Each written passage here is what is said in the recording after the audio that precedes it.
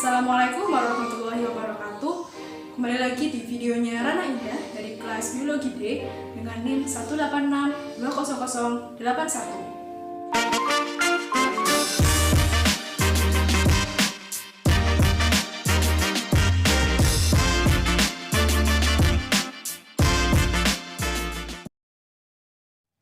Nah, teman-teman tentunya sudah tahu kan, sebagian spesies dari makhluk hidup berjenis kelamin jantan dan juga betina.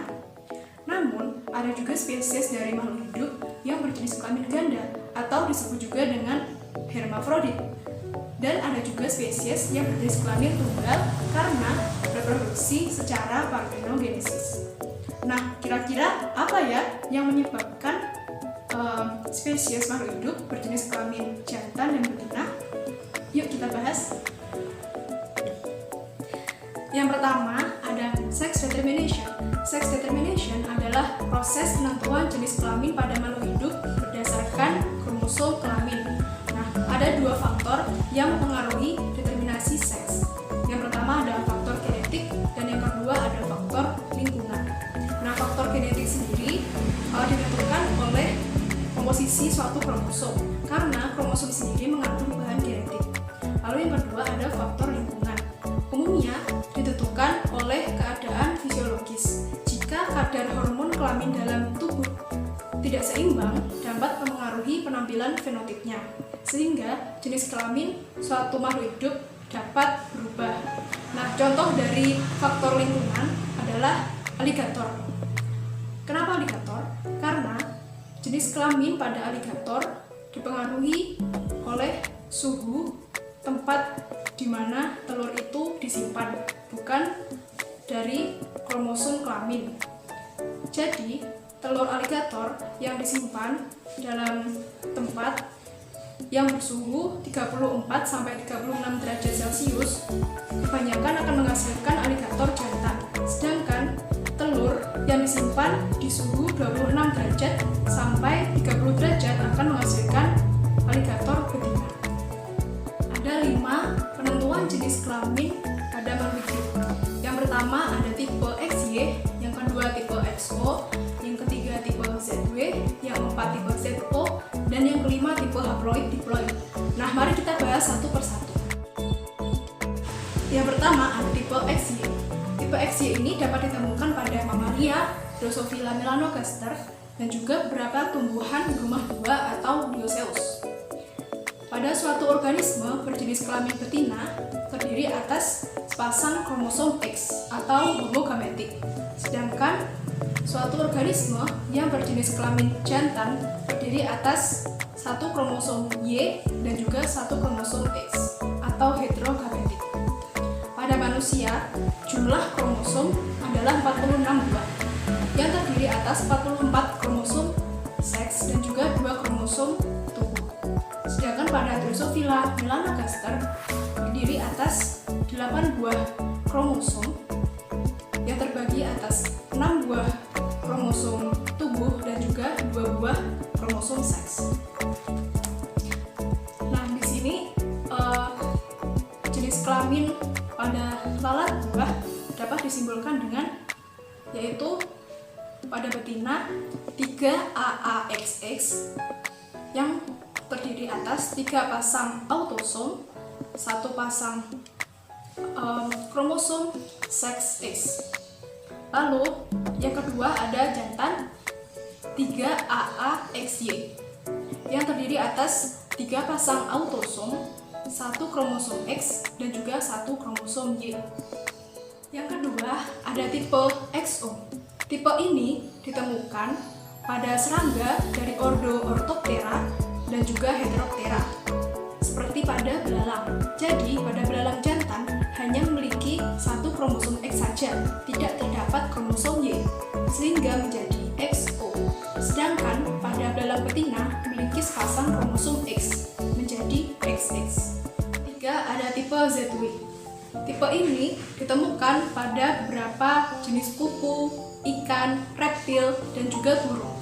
Tipe ini berlawanan dengan tipe XY, di mana pada tipe ini individu betina akan memiliki kromosom kelamin yang berbeda. Sementara individu jantan memiliki sepasang kromosom yang sama. Sehingga untuk menghindari kekeliruan dengan XY, maka individu betina disimbolkan dengan ZW, sementara individu jantan disimbolkan dengan ZZ. Yang keempat ada tipe ZO. Tipe ini ditemukan pada unggas, di mana pada tipe ini tidak ditentukan adanya kromosom W, sehingga individu betina memiliki kromosom ZO, sedangkan pada jantan memiliki kromosom ZZ. Tipe yang terakhir adalah tipe haploid diploid. Tipe ini ditemukan di serangga dari ordo Hymenoptera, seperti pada lebah dan juga semut. Nah, penentuan jenis kelamin tipe ini ditentukan oleh sifat ploidi. Ketika sel telur tidak dibuahi oleh spermatozoa, maka 100% keturunannya akan bersifat haploid yang menghasilkan individu jantan. Sedangkan sel telur yang dibuahi oleh spermatozoa, maka keturunannya akan bersifat diploid yang menghasilkan individu betina. Pembahasan yang kedua ada sex linked chromosome atau pautan seks. Pautan seks merupakan suatu kondisi di mana gen-gen terpaut pada kromosom seks dan tidak dapat memisahkan diri secara bebas pada saat pembelahan meiosis berlangsung. Pautan seks sendiri pertama kali ditemukan oleh genetikawan asal Amerika Serikat bernama Thomas Hunt Morgan. Thomas Hunt Morgan ini melakukan eksperimen dengan lalat buah. Nah, pautan seks dapat ditemukan pada manusia dan juga hewan. Pada manusia terdapat dua penyakit, yaitu hemofilia dan juga hipertrikosis.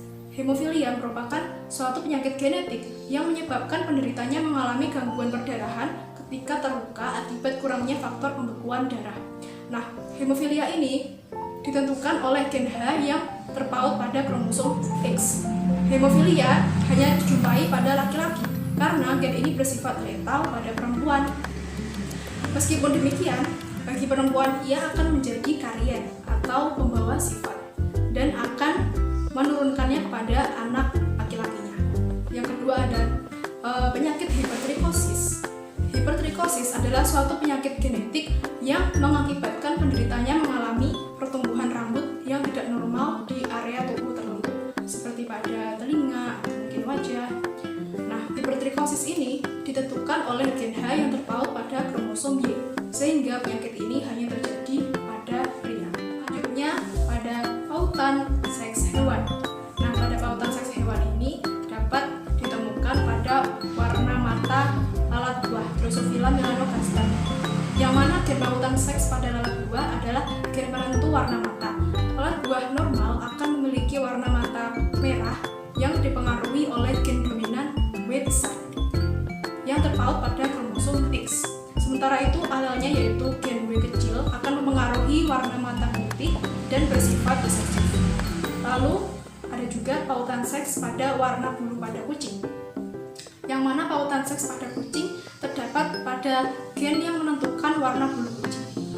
Gen ini terpaut pada kromosom X dan menimbulkan warna hitam atau coklat, dan juga kucing jantan dapat memiliki bulu berwarna hitam atau coklat dengan kombinasi warna putih.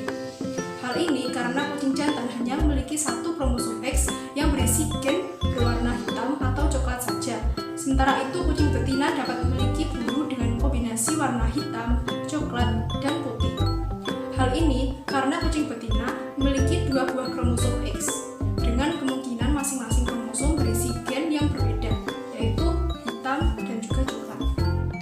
Nah, berikut adalah contoh persilangan hemofilia.